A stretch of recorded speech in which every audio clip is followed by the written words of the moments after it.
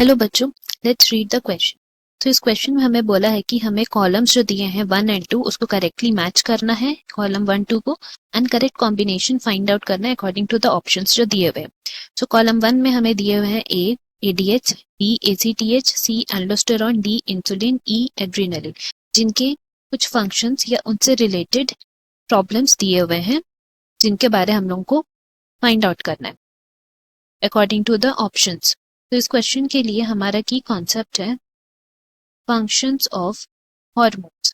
जैसे कि हम लोग जानते हैं कि हॉर्मोन्स जो हैं वो हमारे ब्लड में जाते हैं, released into the blood, and फिर वहां से टारगेट टिश्यूज में जाके वो अटैक करते हैं। तो हॉर्मोन्स के फंक्शन के बारे में बात करें, देन हर हॉर्मोन्स जो है उनका कुछ ना कुछ फंक्शंस होता है, ईदर टू रिलीज और इनहिबिट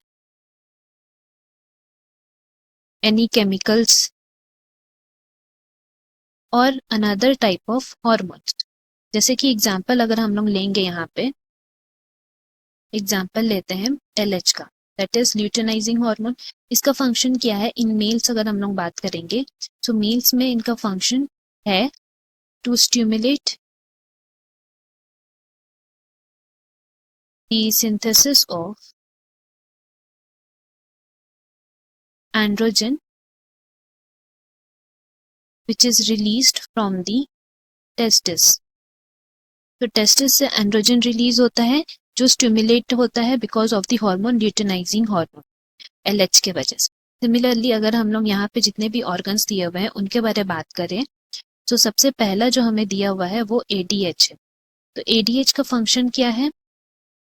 इनका फंक्शन है to reabsorb water and electrolytes.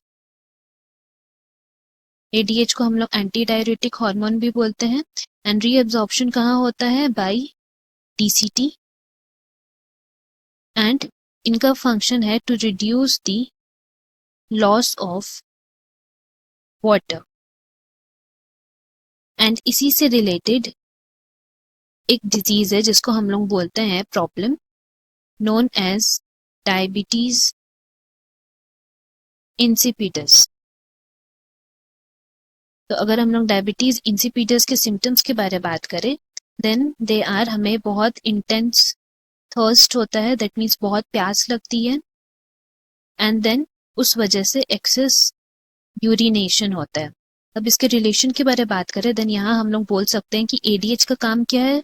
Water loss को रिड्यूस करना। लेकिन अगर हम लोग को हमारे बॉडी में ब्लड शुगर लेवल बढ़ जाता है, देन इन दैट केस क्या होता है, या फिर वाटर का रीअब्सॉर्प्शन ठीक से नहीं हो पाता है, तो in that case water excess हो जाता है। अब कहीं ना कहीं से तो उसको रिलीज होना है, तो उस वजह से एक्सेस यूरिनेशन होने लगता है, and that is the reason कि जब हमारे बॉडी में पानी का कमी फिर होने लगेगा तो हमें थर्स्ट फील होगा, बहुत ज्यादा प्यास लगेगा, तो हम लोग फिर से बहुत ज्यादा पानी पियेंगे, बट क्योंकि रीअब्सॉर्ब नहीं हो पा रहा है ठीक से, तो एक्सेस यूरिनेशन होगा। दैट मीन्स हम लोग बोल सकते हैं कि ADH जो है एंटी डायरेटिक हार्मोन, उनका रिलेशन है डायबिटीज इंसिपिडस से।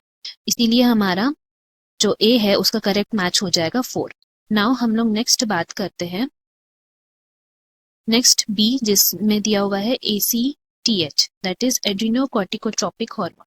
इनका फंक्शन के बारे में बात करें, then they are responsible for the stimulation, that is they stimulate the synthesis and secretion of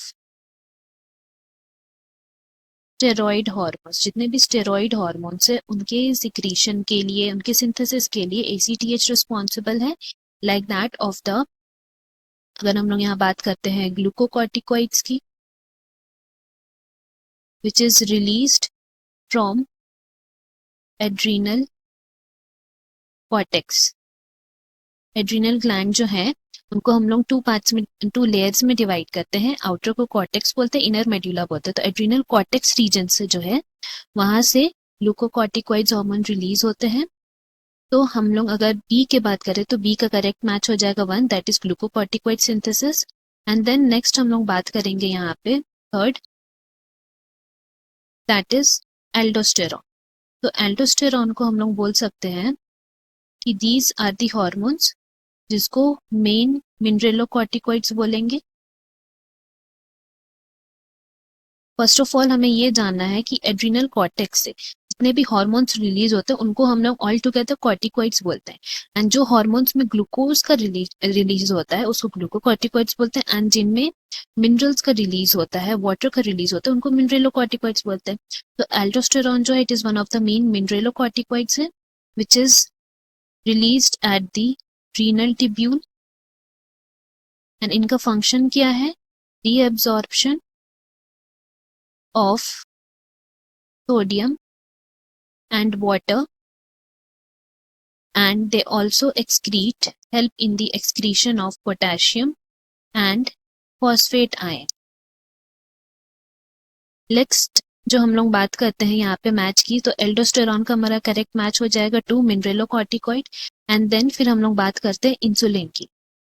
तो इंसुलिन को हम लोग बोल सकते हैं कि it is the hormone which is released from the pancreas. Actual में पैनक्रियाज को अगर हम लोग बात करते हैं यहाँ पे, तो पैनक्रियाज एक्सोक्राइन पार्ट भी होता है उसका और एंडोक्राइन पार्ट भी होता है।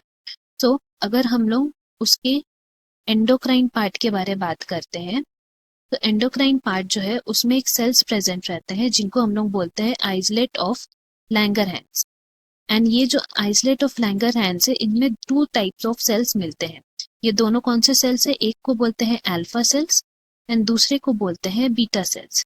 तो जो अल्फा सेल्स है वो एक हार्मोन सिक्रीट करते हैं जिसका नाम है ग्लूकागॉन, वेरएस बीटा सेल्स जो है वो जो हार्मोन रिलीज करते हैं उनका नाम है इंसुलिन। तो फर्दर अगर हम लोग इंसुलिन के बारे में बात करें देन हम लोग बोल सकते हैं कि इंसुलिन एक पेप्टाइड हार्मोन है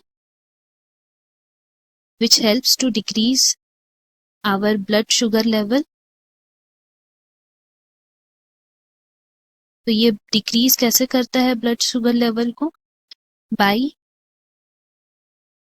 द एक्शन ऑफ हेपेटोसाइट्स। तो एक्चुअल में ये करता ये है कि ब्लड से सारा जो शुगर है वो ले लेता है and they send to hepatocyte and adipocytes. तो इसीलिए हमारा जो ब्लड शुगर लेवल है वो कम हो जाता है। नाउ इससे रिलेटेड एक प्रॉब्लम है जिसको हम लोग बोलते हैं disorder, that is diabetes mellitus. Diabetes mellitus में क्या होता है? There is high sugar level in our blood.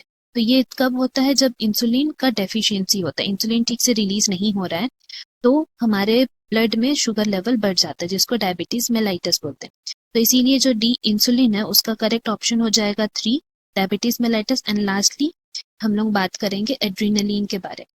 तो हमारा जो एड्रीनल ग्लैंड है वो हम लोग पढ़े थे कि 2 पार्ट्स में वो डिवाइड होता है। आउटर को कॉर्टेक्स बोलते हैं, इनर को मेड्यूला बोलते हैं।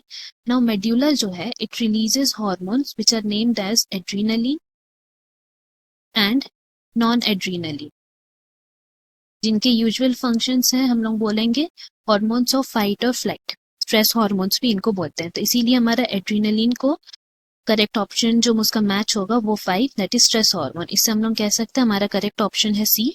Hope you have understood. Best of luck, thank you.